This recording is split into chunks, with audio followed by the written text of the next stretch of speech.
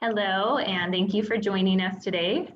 We are your career services team. My name is Erin Mazic, and this is Miss Rebecca Cabrera. Hello.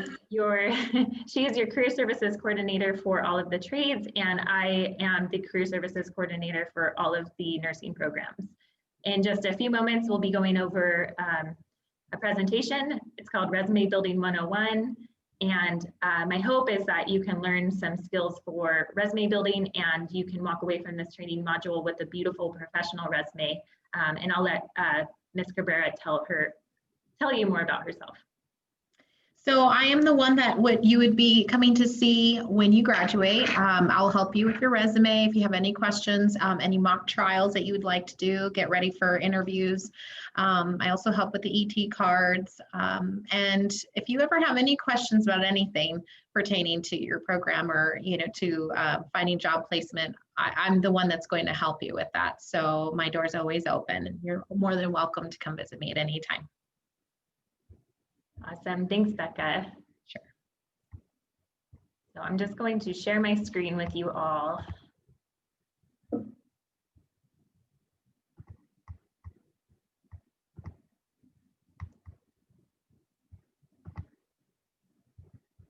right, so let's just jump right in.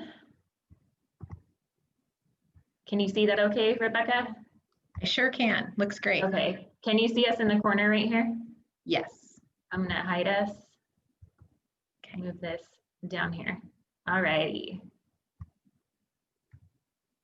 Okay, so like we said, this is Resume Building 101. At the end of this presentation, you'll be able to walk away with a beautiful resume. We're just gonna go over some basics, what belongs on a resume, what does not belong on a resume, then some tools for building your resume. So, like I said, you'll be learning all of these things. And then at the end, you'll have an opportunity to learn more about canva.com. It's the resume building tool I use. You are welcome to use whatever tool you like, whatever you feel comfortable with. It is just the one that we recommend, okay? So first off, what belongs on a resume? So pretty straightforward, your name and contact info, obviously, which is up here, John Doe.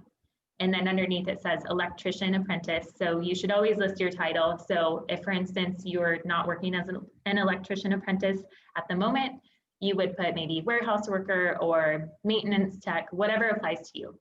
And of course, make it relevant. And then your professional statement objective. So I like to put this in bullet points. Again, it's all personal preference. The reason I do that is because I want to increase the white space on your resume. On average, employers only spend about 7 seconds looking at a resume. So you can imagine that they're going to look at your name, maybe where you live, and your profile. So I like to think of this as a summary of, of your entire resume. Your skills and expertise will go here, and your work history. You want to include the last 5 years. We'll go over these in more detail, by the way. Your volunteer history, especially if you don't have work history, we want to include that on there.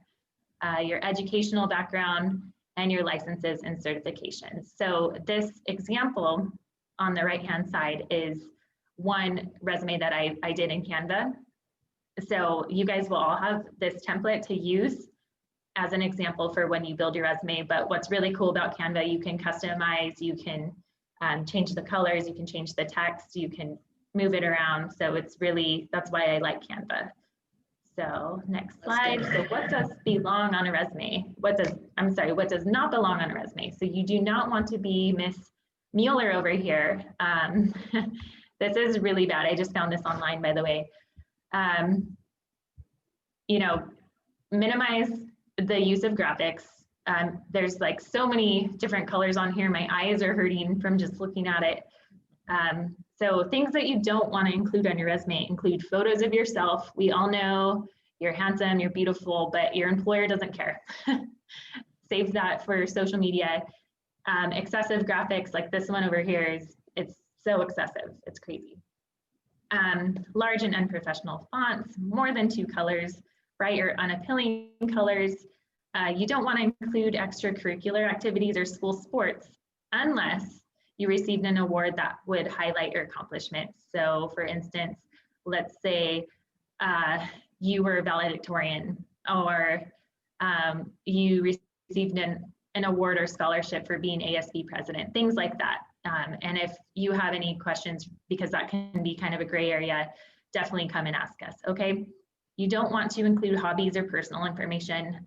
You'd be surprised at the resumes I've seen with, you know, stating that they like to go camping. I mean, that's great. Unless you are doing that for work, we don't really want to tell an employer about our personal interests. You definitely do not want to put your salary expectations on your resume. That is something that you will save for the interview. And we have lots of tips and tools for negotiating salary during your interviews. So the resume is not the place to do that.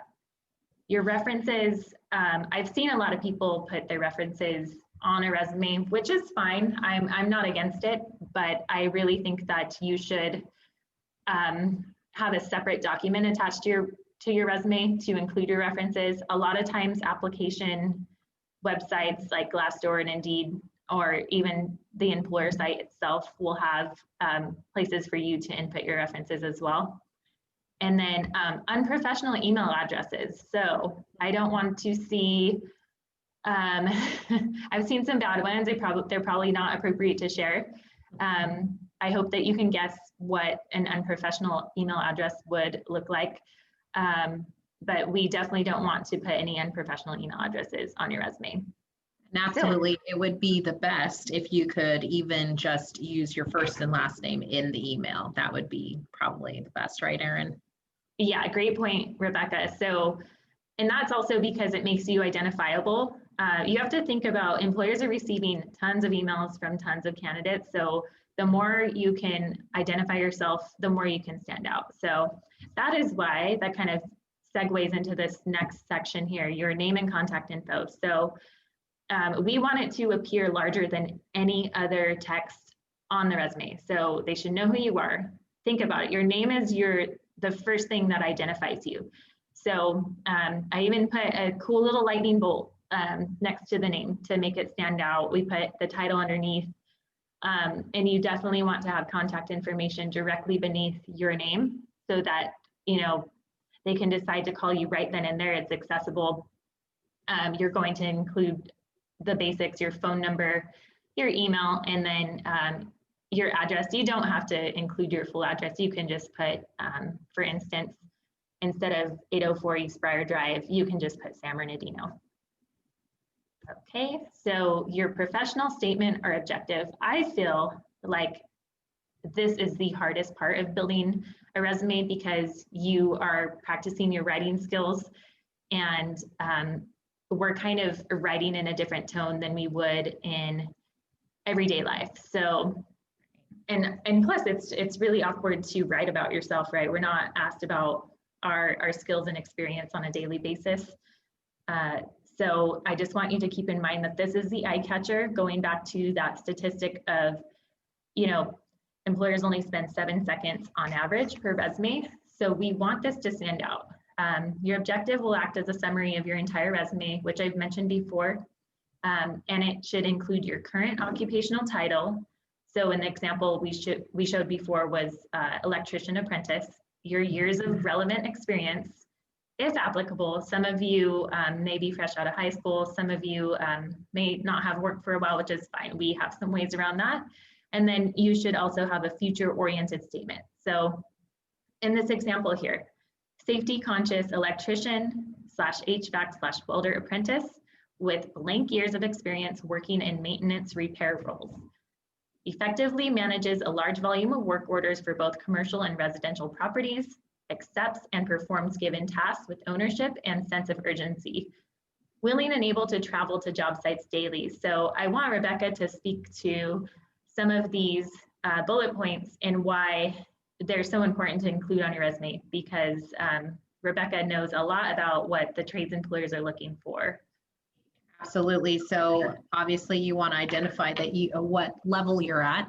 So you're all just graduating the program. So you're all at the apprentice level. So they need to see that you are at the apprentice level. They also want to see if you have any kind of construction work that you've done in the past. That's all very important. And especially as an electrician apprentice, you are going to have to be willing to travel to job sites, and that's just part of the role of an electrician.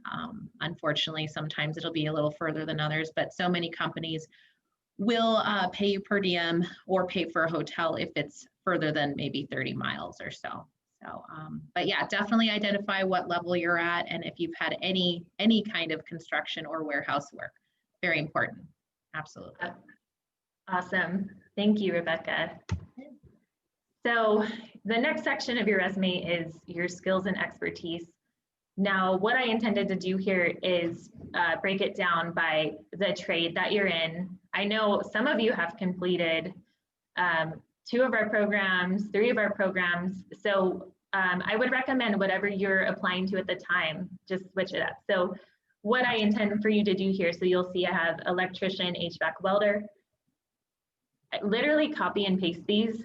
If you feel like there is another skill you'd like to add that is more applicable to your personal experience, definitely do so. These are recommendations. Another skill that should absolutely be highlighted is if you are bilingual. That should probably go at the top. That's a highly desirable, marketable skill that employers are wanting you to have. Also, some of you have worked in warehouse roles. I see that a lot of you have worked for Amazon.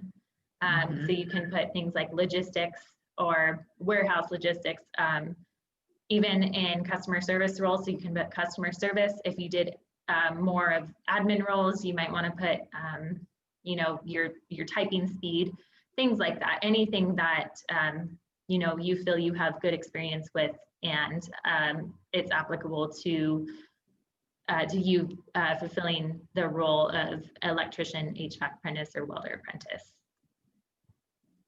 Okay, so work history is probably the most tedious part of building your resume. There's a lot of details here that we don't want to leave out. So your work history should include your job title, your month and date of employment, and the name of your employer, as well as your job responsibilities.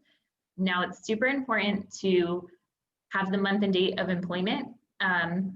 If you don't remember that, just guess. Definitely don't lie. We don't want you to lie in your resume. But sometimes, you know, let's say we worked for Joe Schmo back in 2015. We don't remember the month. It's fine if you put January, for instance. So I have an example here to the right. You'll see that this person, John Doe, was an electrician apprentice at Havco Electric. They're one of our employers, by the way, from March 2016 to October 2017. So all of these bullet points of the job responsibilities, I either pulled from a job advertisement via Indeed or just a simple Google search. And that makes it really easy for us. And I want you to use the same resources, just because, you know, you can go in and paraphrase, and it will make it super easy for you to come up with the job responsibilities using some professional language. Same thing with this warehouse associate, same thing with the equipment mechanic. Just simply search for the job duties and then plug them in. Of course, again, I don't want you to lie. Please make it relevant to you and your experience. And also be mindful of past versus present tense. There are some grammar things that we have to be aware of on resumes. Use full sentences. I hate when I see, like, for instance, large wire pulls through EMT with the use of nail tape, fish tape, and jet line. So that's very detailed. Sometimes I might see it end at large wire pulls. So please elaborate. I highly encourage you to do that. You will input the same information in the same style for your volunteer history. So you'll follow the same format mentioned above. Volunteer history is really important, especially if you don't have work history. If you have volunteer and work history, I highly encourage you to include that on your resume because it speaks to, you know, some of your more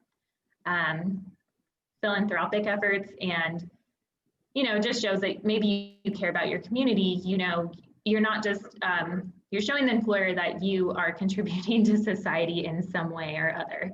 Right. And Erin, I just wanted to add something to the work history. You were talking about how you'd like people to elaborate. I spoke with one of the instructors and he said specifically, if you are able to go into an interview and say, I use large wire pulls through it, and you just ended at that, they're gonna not know if you truly are experienced enough to be able to handle this. So definitely, even through your interviews, you're gonna wanna elaborate and show that on your resume. Otherwise, you won't be able to get past the first interview. So you wanna land this job. So yeah, absolutely. Make sure that you use the verbiage that you know in order to get that job, and put it in your resume so they see you are experienced. Anyway, sorry, Erin, I just wanted to throw that in there. Oh, that's a very, very important point. And yeah. I mean, Rebecca is amazing at what she does. She does all the trades. I don't know all of the technical trade stuff. I am, again, I'm the career services coordinator for nursing, but definitely I tell my nurses the same thing. You want to be detailed because it looks, if you're not detailed, if you're using these short sentences, it's going to appear that you don't know what you're talking about, to put it frankly, and the employer may become skeptical of that, okay? So just be aware. Next is educational background. So your educational background should include your school name, your year of completion, and the degree or certificate that you received. So there's a few things that are kind of gray areas here. For instance, if you're currently enrolled, use your expected completion date, where the date of completion or the year of completion would appear. And then beneath that, you'll put the program that you were enrolled in. And I highly encourage you to list your GPA if it is higher than 3.5. Again, that's a huge accomplishment. You can also list any awards that you received. If you were a class valedictorian, I would definitely include that there. And then if you attended more than 60 units of college but did not receive a degree, still list this on your resume because it still shows that you put in a lot of effort towards higher education. And we definitely want to include that. Also, if you attended college, there's really no need to put the high school you attended. It's kind of personal preference, but if you're trying to save space, you don't necessarily need to plug that in, okay? And then your licenses and certification. You'll list all of your current licenses and certifications. License numbers are optional. You don't want to list any expired licenses or certificates. So I broke it down by what you'll receive in each of the programs. So electricians will receive their ET card. HVAC will receive the EPA universal certification, and then the EPA 410A certification.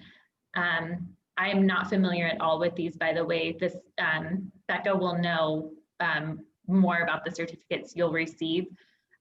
Welder apprentice, you guys have a ton, so common AWS certifications, you'd want to include all of those if they apply to you. So I'm not sure if you'll have all of these, and you should be more familiar with them than I am, but any certification that you have, you want to list in your underneath the licenses and certifications, okay? And when you first apply, or when you're first enrolled in the program, we do make sure to get your application for the ET card, and we do pay for that for you as part of the program. That's what we do for you. So you should, within, I would say, the 3 months in your program, you will receive your ET card. Yeah, and Becca is a great resource if you have any questions regarding your ET card or other certifications, and your instructors as well. Absolutely. So some recommended tools for resume building. Again, I like to use personally canva.com. The things I like about it, it's free. You can access a lot of features on there with a free account. You can fully customize your resume, and there's thousands of templates to choose from. Some are really funky and I would encourage you to avoid, but some are really professional and nice. You'll also be provided a guided tutorial on how to use Canva for resume building, which I encourage you to check out as part of your training module, because you guys will have to submit a resume at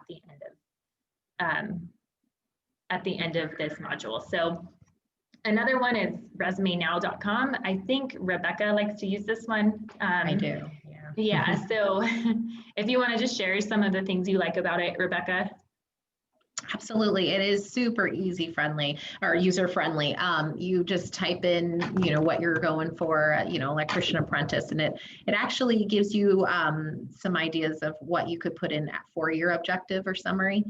Also, one thing that I really like is once you're finished with that resume, it will tell you like, oh, it's 30% likely that you'll get the job, and what parts of your resume are a little weaker or what you need to work on. So I like that. Also, it has some skills that are already input into the system, and you're able to move the sections around. Like, say you want to put your certifications at the very top of the resume, no problem. You just click that, put the certs at the very top, and you can move things around and it edits it for you. It's just super easy. And the best part is once you create your resume, if you don't really particularly like the template or it doesn't all fit in one page, you can click through the different templates to see which one would fit all of your information the best on one page. So those are all the things that I love about it. So that's why I like it. Awesome. So another one too is, that's really cool. I didn't know that it calculated a percentage of how likely you are to get hired. That's awesome. Yeah, it's a really cool feature. Mm-hmm. So Indeed.com will allow you to make resumes now. So when you create an account with them, they'll ask you for all of your work history. It's optional, but at the end, you'll have an option to go in and download a PDF file. It generates a very basic resume. And normally it'll take up, I've seen it take up 4 pages sometimes if you've had a lot of work history. That's another thing I wanted to mention is we want your skills, experience, work history to fit on one page. So I advise that you only speak to your work history for the past 5 years, okay? So we definitely want everything to fit on one page. Again, that goes back to the employer is not going to want to read a ton of details, okay? Most of you will be applying to entry-level positions, having just completed the program. So we want you to stand out. We want to speak to the skills and experiences you've built here at the school. And, we want you to build a reputation of Summit College and kind of relay that this is a great place to go, and that the employers will continue to hire our grads and make us proud, okay? And like I said, thank you for joining us. If you have any questions or need any assistance, you can come to room 215 on the main campus in San Bernardino. We will provide you at the end of this module some contact information where you can directly contact Rebecca or myself. And we are super excited to help you with your career goals. So I hope you got a lot out of this. Again, please do not hesitate to ask us questions. We're here for you, okay? Thank you. Yeah, thanks so much. And I will stop the recording. Okay.